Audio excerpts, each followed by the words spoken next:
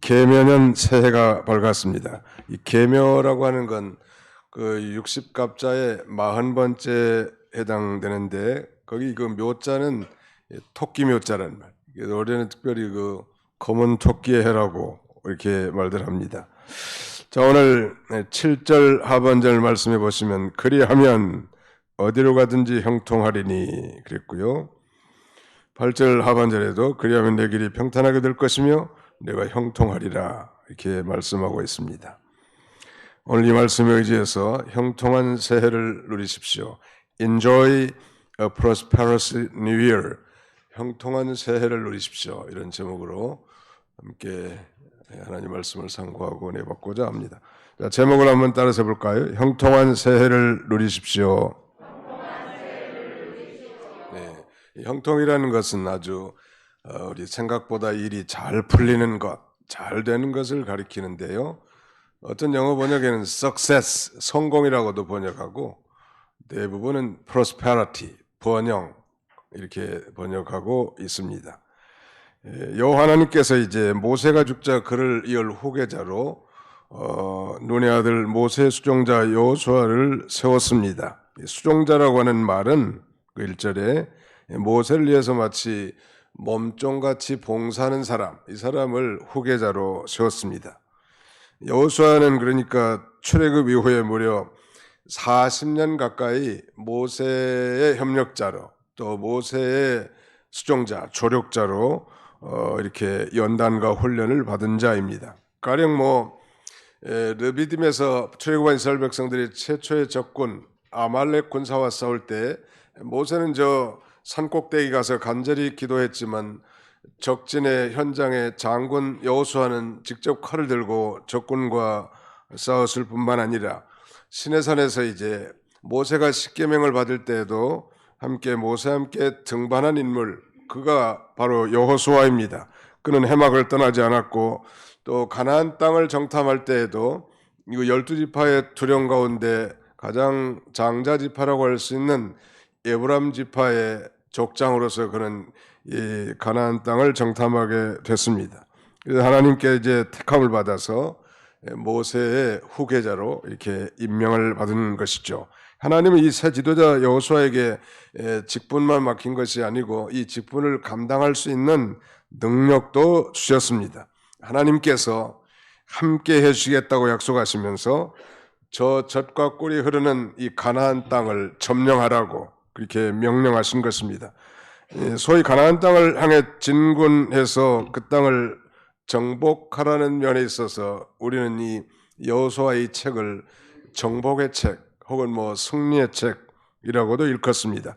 하나님께서 허락하신 그 약속의 땅 이상적인 경계는 거기 4절 말씀해 보시면 곧 강야와 이 레바논에서부터 큰 강 곧 유브라데강까지 해쪽 속의 온 땅과 또 해지는 쪽 대해까지 너희 영토가 되리라. 하나님이 약속하신 이 가나안 땅의 소위 이상적인 경계를 말씀하고 있는데 동쪽에는 유프라테스 강이고 서쪽에는 지중해 즉 대해이고 북쪽에는 레바논 산맥 그리고 남쪽에는 아라비아 광야를 경계하고 있는 상당한 광활한 지역이죠.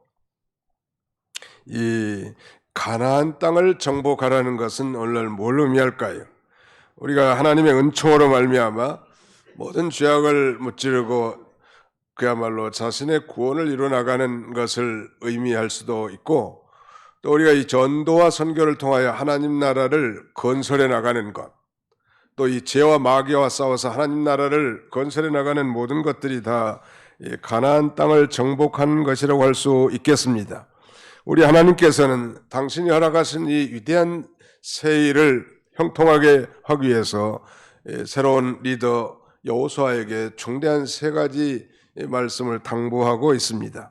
여호와 하나님께서 이 여호수아에게 명령하신 이 3가지 당부는 도대체 무엇인가? 다시 말씀드리면 여호수아가 어떻게 그 위기의 순간에 사명 수행을 위해서 새로운 환경을 극복하고 그 가나안 땅을 정복하고 승리를 쟁취할 수 있을까요? 아니 동일하게 새해를 맞이한 저와 여러분들이 여전히 우리 앞에 이 난관, 정치적, 경제적, 사회적으로 이 난관을 만난 것이 분명하고 더 나아가서는 이 암울한 이 영적 도전을 목전에 둔 우리가 과연 어떻게 이 형통한 새해를 뚫고 나갈 수 있을까요? 오늘 저는 세 가지 메인 아이디어를 중심으로 하나님 말씀을 선포하고자 합니다. 자, 오늘 우리 주보 순서지 가운데쯤 보시면 오늘의 말씀 요약, 형통한 새해를 누리십시오. 형통한 새해를 누리기 위해서 우리가 취해야 할 중대한 세 가지 자세는 뭔가? 자, 우리 한번 따라합시다. 극히 강하고 담대하라. 율법을 다 지켜 행하라. 좌로나 우로나 치우치지 말라. 암기를 위해서 사자성어로 이렇게 요약했습니다. 따라서 합시다. 극강담대, 율법 수행, 좌우 물편. 네, 외우기 쉬우니까 이걸 잘 외웠다가 금년에 어떤 이 영육간의 도전이 우리에게 몰아닥친다 할지라도 이 말씀을 마음에 깊이 새기고 다 승리하는 저와 여러분들이 다 되시기를 축원합니다. 그 첫 번째가 바로 강하고 극히 담대하라는 거예요. Be strong and very courageous. 강하고 담대하라는 말. 여호수아가 위대한 지도자 모세의 바톤을 이어받아 지금 이스라엘 백성들을 이끌고 저 요단강을 건너 가나안 땅을 정복하는 일은 그야말로 어려운 일, 큰 난관임에 분명합니다. 이것은 두렵고 또 놀라운 일이 분명한데 그러므로 우리 하나님께서는 이 반복해서 무려 3번씩이나 강하고 담대하라고 당부하십니다. 6절 상반절에 보십시오. 강하고 담대하라. 7절 상반절에도 오직 강하고 극히 담대하여. 9절 상반절에도 내가 내게 명령한 것이 아니냐. 강하고 담대하라. 두려워하지 말며 놀라지 말라. 라고 이렇게 3번씩이나 당부한 거 보시면 분명히 여호수아의 인생의 앞길은 그의 정말 이 가나안 땅을 정복하는 그 위대한 사역의 앞길에 난관이 있음을 암시하고 있지 않겠습니까? 사랑하는 성도 여러분, 많은 경제학자들은 금년 한 해가 어려울 것이라고 말합니다. 뭐 한 사람도 뭐 금년이 무슨 잘 되고 형통하고 그 다음에는 뭐 경제가 풀릴 것이라고 말한 얘기를 들어본 적이 없습니다. 그럼에도 불구하고 오늘 형통한 새해를 누리라고 한 것은 우리는 현실의 환경과 사건만 바라보는 그런 존재들이 아니라 그 사건과 환경의 배후에서 역사하시는 살아계신 전능하신 하나님을 의지하고 또 그 하나님이 함께 하실 때 우리는 형통한 길을 걸어갈 수 있기 때문입니다. 백성의 관리들도 이 지도자 여호수아에게 그 17절로 18절에 보면 이렇게 말합니다. 18절 누구든지 당신의 명령을 거역하며 당신의 말씀을 순종하지 아니한 자는 죽임을 당하리니 오직 강하고 담대하소서. 백성들도 이 지도자 여호수아에게 이렇게 격려해 주는 거 아니에요. 이 극강담대, 이건 비단 전투에서뿐만 아니라 우리 신앙생활에 있어서도 절실하게 요청됩니다.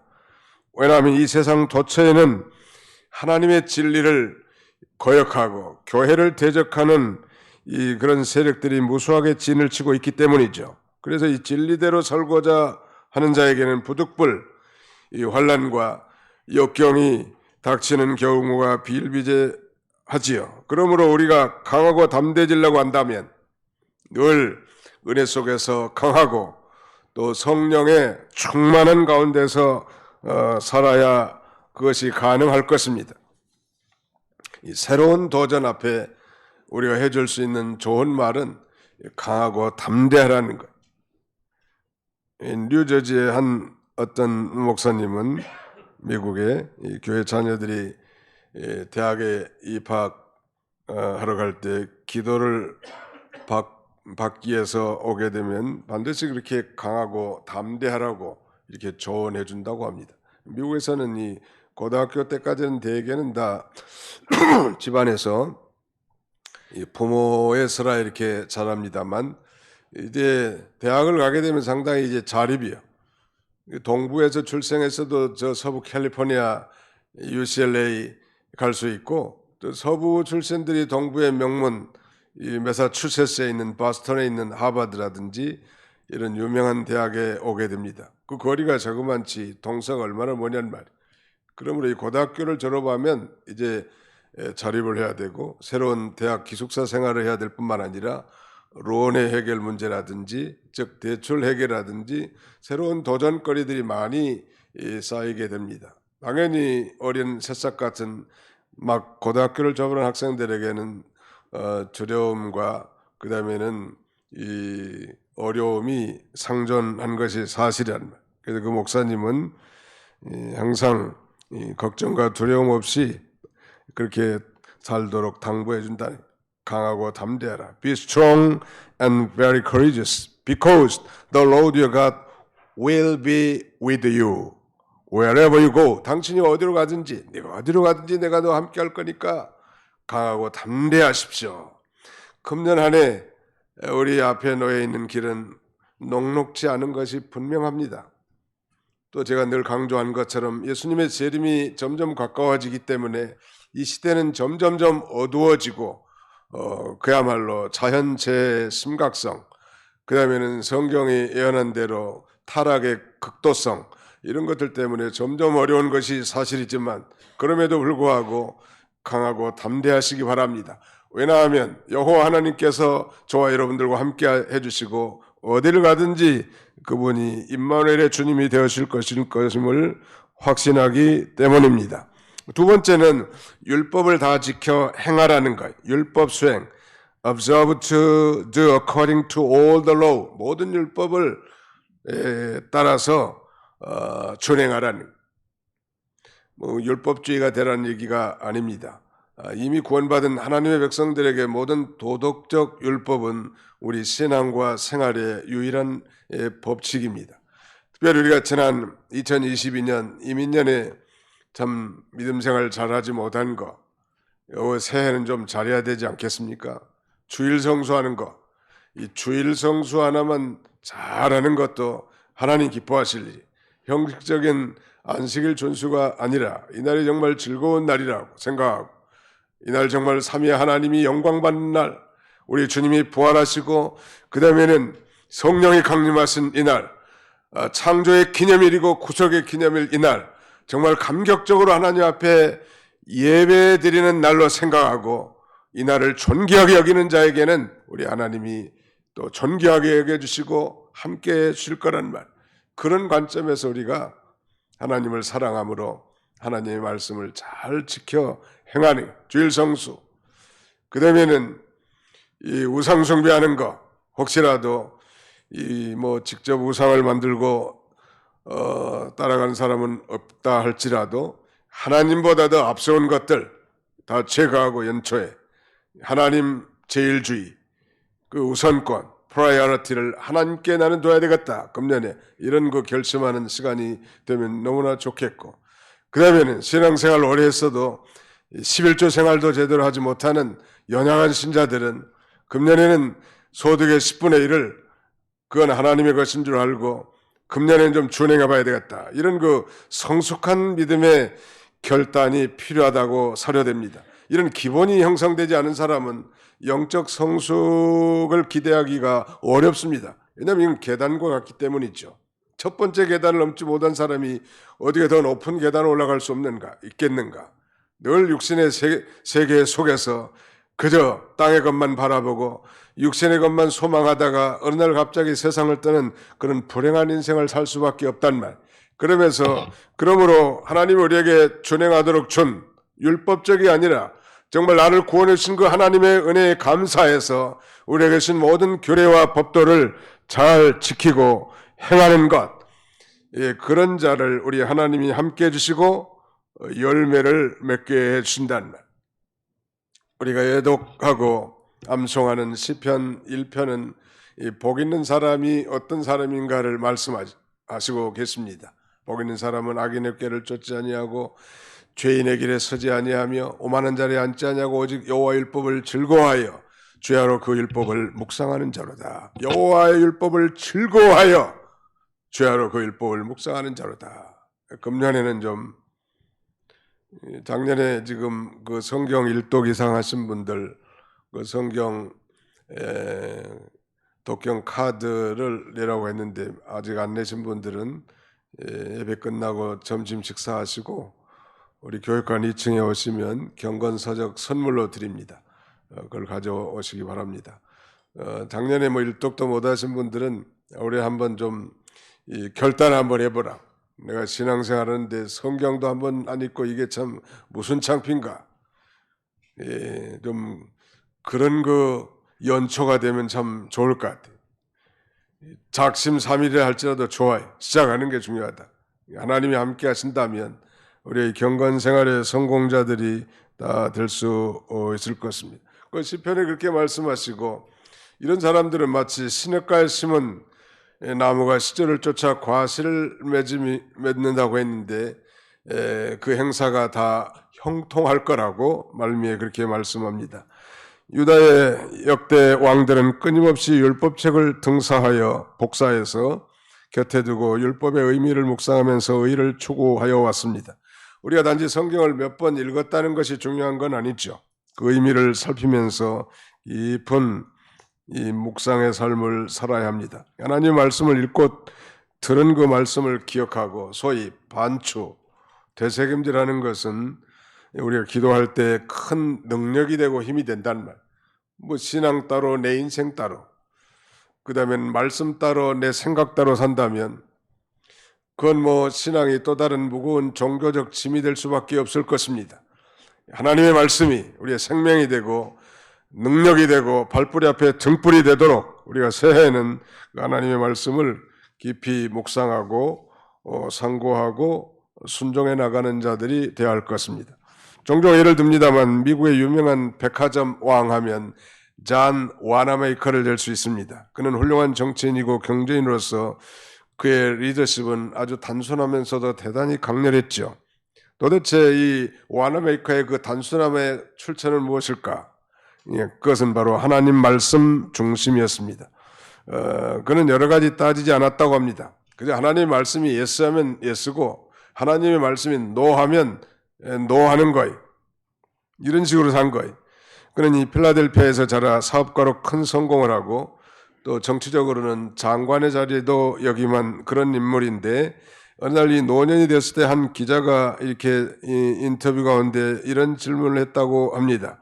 당신은 지금까지 어려서부터 많은 그 선택을 하고 투자를 해서 대부분 성공을 했는데 돌아볼 때 당신의 가장 성공적인 투자는 무엇이었습니까? 라는 이런 질문에 대해서 존 와나메이커는 주저함도 없이 나는 내가 12살 때 투자한 것이 내 인생의 대성공이었습니다.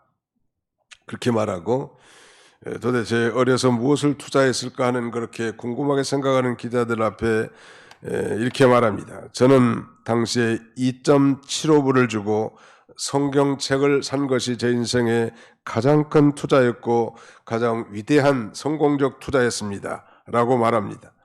저는 바로 그 성경에 기록된 하나님의 말씀을 따라 오늘까지 살았고 그 말씀이 내게 지혜가 되어 정치가로나 경제인으로서 성공적인 삶을 살 수 있었습니다.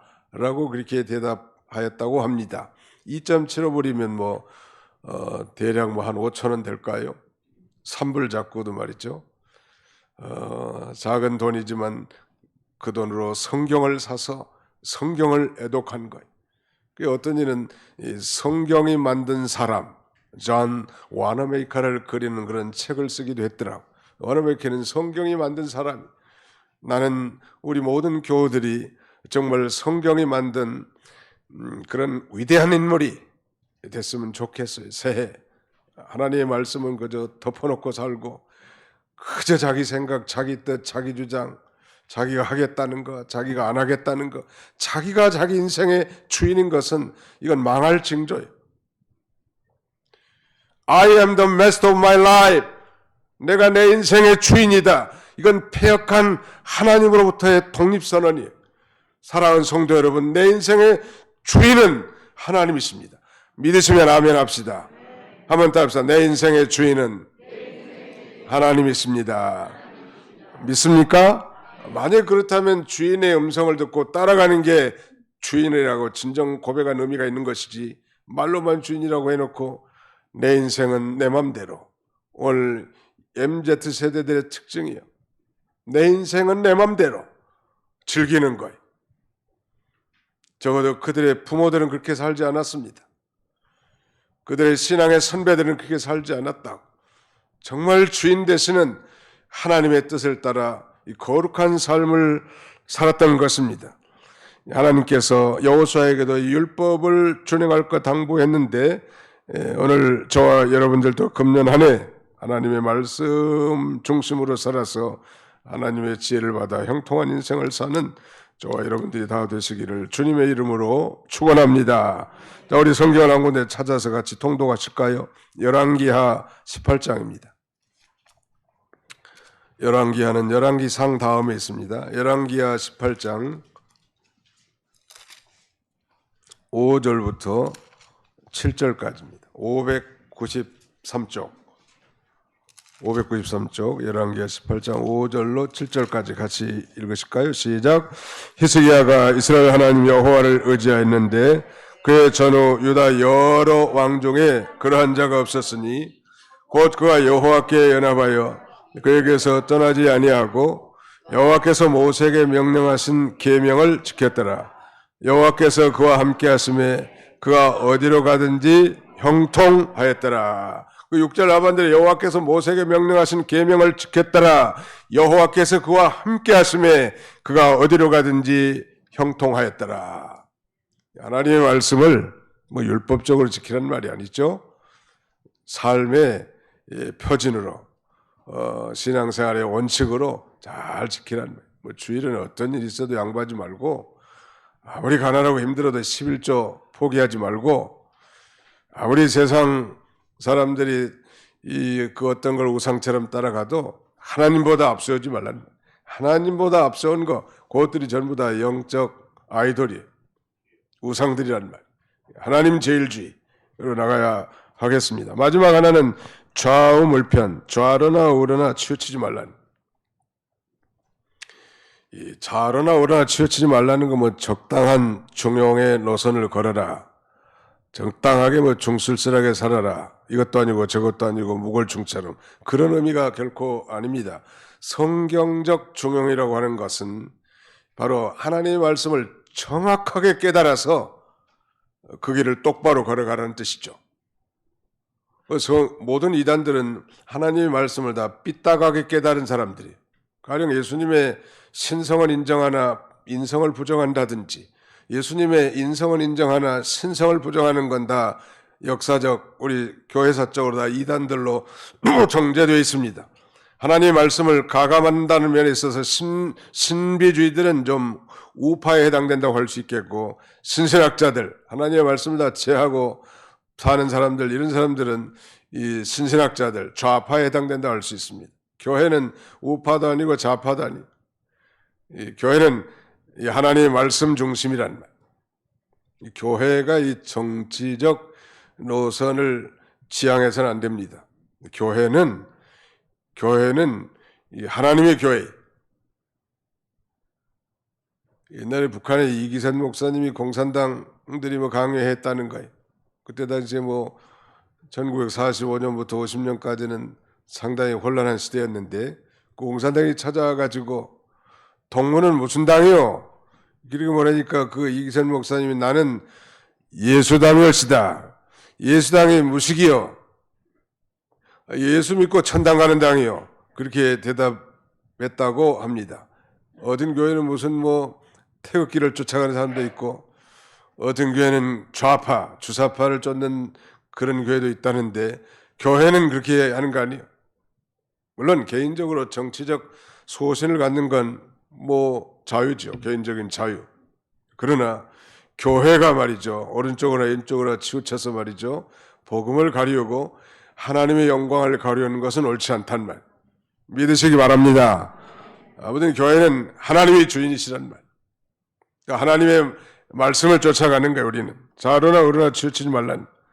유명한 종교개혁자 존 켈빈은 나는 하나님의 말씀이 가라는 데까지 가고 하나님의 말씀이 서라는 데서 이 멈추는 것에서 나도 멈출 것이라는 그런 대원칙을 따라 살았다고 합니다. 인간이 나약하고 사악한 본성은 성경을 자신의 편리나 특정 관심에 국한시켜서 편벽되이 해석하고자 하는 그런 경향이 많은데 오늘 득세하고 있는 수많은 이단 정파들은 말씀을 어떤 특정 문제에만 교묘하게 짜맞춤으로써 복음의 본질을 변화시키고 있는 거예요. 엊그제 이 조선일보 이발하면서 그 이발관에 놓여진 신문 조선일보를 봤더니 거기에 뭐 한면 전체를 예수님 욕하는 그런 광고를 냈더라고. 야, 신문사도 참 돈 벌려고 별 광고를 다 봤구나. 아마 그 예수를 부정한다는 건 하나님은 자기는 자칭 인자한다고 하는데 아들을 부인하면 아버지도 없는 것인데 말이죠.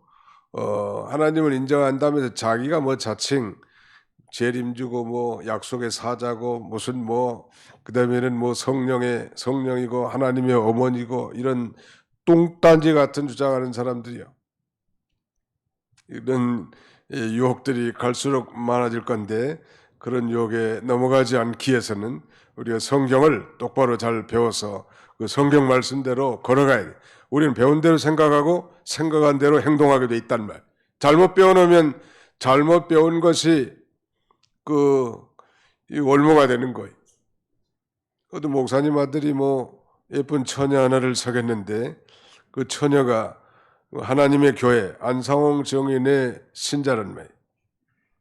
근데 예쁘고 매력도 있고 그러니까 아마 뭐 헤어질 줄도 알면서도 아버지가 목사니까 말이죠. 그러면서 끊지를 못한 말이에요. 그래서 그 부모가 그랬던 너는 그 애하고 결혼하면 나는 식장에도 안 나타날 거고 내 자식으로 인정하지 않겠다. 자꾸 만나다 보면 정 들어가지고 이거 이렇지도 못하고 저러지도 못할 건데 지금 단호하게 결정하라. 지난주 산기도 하는데 연락이 왔대. 아들이 결별을 선언했다니. 아마 그 처녀에게 개종할 의사가 있냐고 물어보니까 못한다고 하더래. 그러니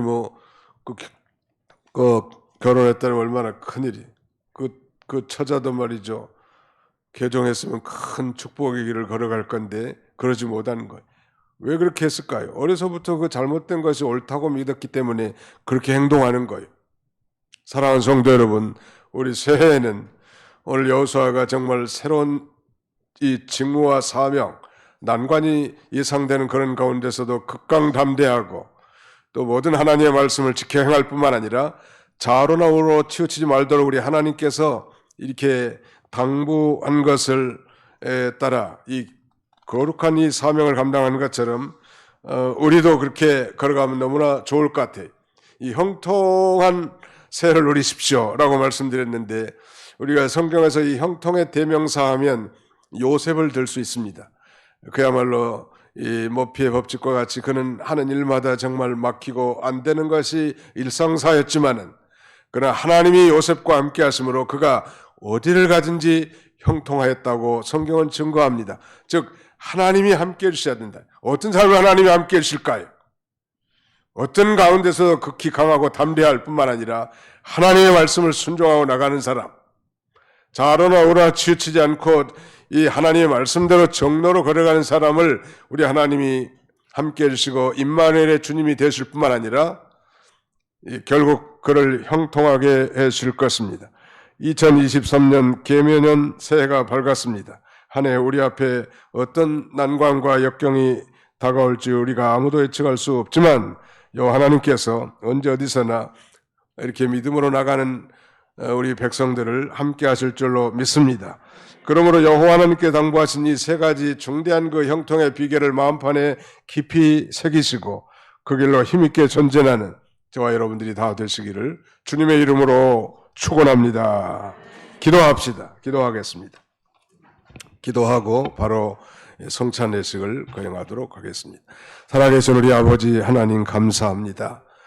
우리 하나님께서 이 새해 벽두에 또 새해 첫날 첫 주에 이렇게 하나님께서 주의 백성들을 불러 모으시고 지난 한 해를 반추하고 또 새해 정말 어떻게 살아야 될지 암담한 그런 가운데 말씀을 통하여 우리에게 이 밝히 증거해 주셨사오니 극히 강하고 담대할 뿐만 아니라 어떤 경우에서도 말씀을 양보하지 말고 하나님의 말씀을 잘 지키고 순종하고 또 좌로나 우로나 치우치고 세상 얘기에 귀를 기울여 하나님의 말씀을 떠나지 않는 떠나는 그런 어리석은 자들이 한 심령도 없도록 우리 하나님이 함께 주옵소서. 새 우리 사랑하는 우리 모든 성도들과 저들의 가정과 사업장과 직장과 자녀손들과 인생의 진로에 하나님 복 주셔서 참으로 어렵고 난감함이 예상됐지만 그럼에도 불구하고 우리 하나님이 함께 하심으로 형통한 새해를 누리는 우리 모든 성도들이 다 되게 해 주시옵소서. 예수님의 이름으로 기도하옵나이다. 아멘.